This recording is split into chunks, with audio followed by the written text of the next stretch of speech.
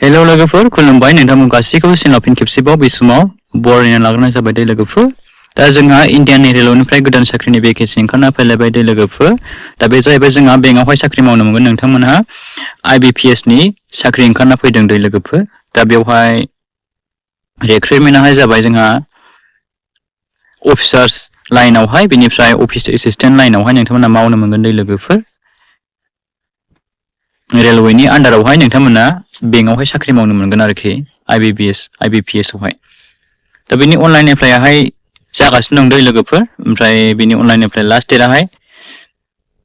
जोंहा नैबे सेप्तेम्बर मासनि 21 थारिखआव जोबगोन दै लोगोफोर दा नोंथांमोना बेखौहाय गोसोआव लाबानो जाबाय ओमफ्राय बेवहाय माखासे डेट होनाय दं माला एग्जाम जागोन माला एडमिट मोनगोन बेखौहाय दं आरोखि नोंथांमोना बेखौहाय स्क्रिनशट खालामनानै नायना लाबानो जाबाय माने बेखौहाय लोगोफोर नोंथांमोना खिन्थाहरोब्ला भिडिअआ जोबोर गोलाव जायो लोगोफोर माखासे गोबां खोथा बेवहाय सावरायनांगौ दं आरो माखासे A to Z डिटेल्स नोंथांमोना इनफरमेसन हरनांगौ दं बेनिखायनो नोंथांमोना बेखौहाय माखासेखौ नायना लालायदो दै लोगोफोर अनलाइननानै गासिबो दा नोंथांमोना बेयाव नाय लोगोफोर आसाम स्टेटनिखौहाय दा बेवहाय आसाम स्टेटना मा बेंकनि दं लोगोफोर नैबेयाव नायबानो जाबाय आसाम ग्रामीण बिकास बेंकनि साख्रि दं दै लोगोफोर बेनि हेड अफिसाहाय गुवाहाटियाव जाहैबाय ओमफ्रायहाय नोंथांमोननि लेंगुवेजआहाय नोंथांमोना बेखौ रोंनाय जानांगोन जाहैबाय एसामिस बेंगलि एन्ड बड' दा बेखौ नोंथांमोना नायनानै लाबानो जाबाय लोगोफोर दायो लोगोफोर बेवहाय नोंथांमोननि बैसो दा ग्रुप बि आवहाय अफिस एसिस्टेन्ट दा बेवहाय दङ लोगोफोर 18 इयार्स जाथारनांगोन बेनिफ्राय 28 इयार्ससिम हागोन लोगोफोर दै ओमफ्राय नोंथांमोननि डेट अफ बार्थ बेवहाय होदों लोगोफोर नै मायथाइ सनखौहाय नोंथांमोना बेसिम एप्लाइ खालामनो हागोन लोगोफोर बेनिफ्राय जोंहा ग्रुप ए आव अफिसार लाइनाव गोलैयो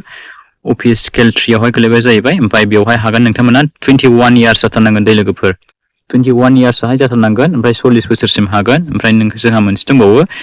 अफिसार लाइननि ग्रेड 2 आवहाय गोलैबाय बे लोगोफोर दा बेवहाय 21 बोसोरनिफ्राय 32 बोसोरसिम हागोन ओमफ्राय नोंथांमोननि डेट अफ बार्थ सनखौहाय बेवहाय होखाजोबदों नोंथांमोना बेखौहाय मोजाङै क्लियारैहाय नायना लाखाबानो जाबाय बेसेबां सननिफ्राय बेसेबां सनसिम नोंथांमोना बेवहाय इलिजिबल जागोन नोंथांमोना बेखौ नायबानो जाबाय बेनिफ्राय लोगोफोर जोंहा STP फोराहाय 5 इयार्स एज एलिजिबल थाखायो लोगोफोर नोंथांमोनाथ' मिन्थिखायो आरो माखासे केटेगरि केन्डिडेट्सफोरनिखौबो नोंथांमोना नायना लाबानो जाबाय लोगोफोर जायफोरा जाय केटेगरियावहाय गोलैयो नोंथांमोना बेखौ नायना लालायदो लोगोफोर दायो लोगोफोर नोंथांमोना नैबेयावहाय नोंथांमोननि इडुकेसनेल क्वालिफिकेसन फरायनायनि माबाखौ नायबानो जाबाय नाय अफिस एसिस्टेन्टनि थाखाय नोंथांमोननि फरायनाया जानांगोन जाहैबाय डिग्री पास नोंथांमोना एनि ग्रेजुवेट हागोन दे लोगोफोर बिनिफ्राय नोंथांमोना लकेल लेंगुवेज रोंनाय जाथारनांगोन आरो नोंथांमोना माखासे कम्पिउटारनि नलेज थानांगोन होननानै बेवहाय बुंदों दे लोगोफोर माने बिदों आरोखि बिनिफ्राय जोंहा अफिसार स्केल 1 नि थाखाय नोंथांमोना बेचलर डिग्री जाथारनांगोन डिग्री पास जानायजों लोगोसे नोंथांमोनाहाय agriculture horticulture forestry animal husbandry veterinary science agricultural engineering pisciculture agriculture marketing and cooperation information technology management law economics और accountancy proficiency in local language नोंथांमोना रोंनाय जानांगोन बिनिफ्राय बे माखासे होनाय कर्सफ्राहाय नोंथांमोननि साबजेक्टआवहाय थाफानांगोन दे लोगोफोर डिग्री लेभेलावहाय नोंथांमोना बे साबजेक्टखौहाय लाफानाय जानांगोन लोगोफोर बिनिफ्राय नोंथांमोना नायबावदो नै लोगोफोर बेवहाय बिदों अफिसार स्केल 2 नि थाखाय बेचलर डिग्री जानायजों लोगोसे नोंथांमोना बेबायदिनो बेंकिं फाइनान्स मार्केटिं एग्रिकालचार हर्टिकालचार बेफोरावहाय नोंथांमोना माखासे साबजेक्ट लानाय थानाय जानांगोन 50% मार्क्सआ थाथारनांगोन जाहैबाय ओमफ्राय 2 इयार्स नोंथांमोननाव जायखिजाया बेंकआव मावनाय नोंथांमोननि एक्सपिरियेन्स थानाय सार्टिफिकेट नोंथांमोनाव बिदों दे लोगोफोर बे अफिसार स्केल 2 नि थाखाय ओमफ्राय अफिसार स्केल 2 स्पेशलिस्ट अफिसार्स दा बिनि थाखाय नोंथांमोनावहाय डिग्री पासजों लोगोसे मा बिदों नोंथांमोना नायबानो जाबाय नै 50% थानांगोन जाहैबाय ओमफ्राय इलेक्ट्रनिक्स कमिउनिकेशन कम्पिउटार साइन्सआवहाय माखासे साबजेक्टहाय थाफानाय जानांगोन जाहैबाय बेवहाय बुंदों ओमफ्राय चार्टार्ड एकाउन्टेन्टनि थाखाय नोंथांमोनाहाय चार्टार्ड एकाउन्टेन्ट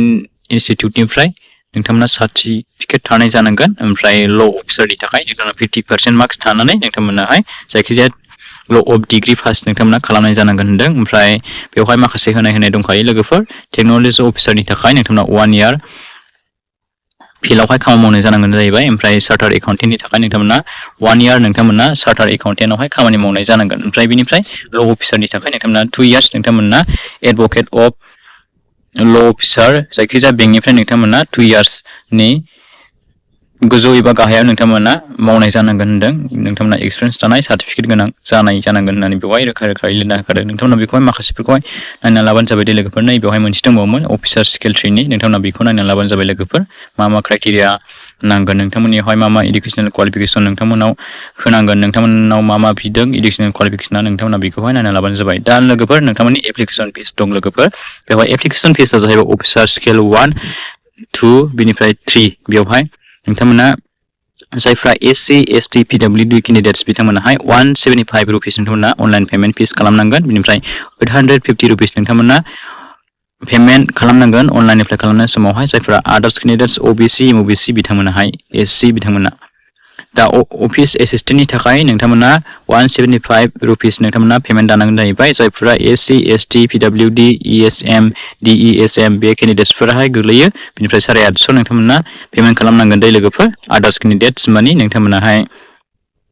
MOBC बिथांमोन बायदियाहाय दा बेखौ नोंथांमोना नायना लाबानो जाबाय ओमफ्राय नोंथांमोननि अनलाइन एग्जामिनेसन स्ट्राक्चार नोंथांमोना बेखौ नायना लादो लोगोफोरनि प्रिलिमिनारि एग्जामिनेसन अबजेक्टिभ टाइप बा रिजनिं निउमेरिकेल एबिलिटिनिफ्राय फैगोन जाहैबाय ओमफ्राय 40टा कुइसन फैगोन 80टा कुइसन फैगोन ओमफ्राय मेक्सिमाम नोंथांमोननाव 80 नाम्बार होनाय जागोन आरोखि मानि मोनसे कुइसनावहाय 1 मार्क खरि बेवहाय 25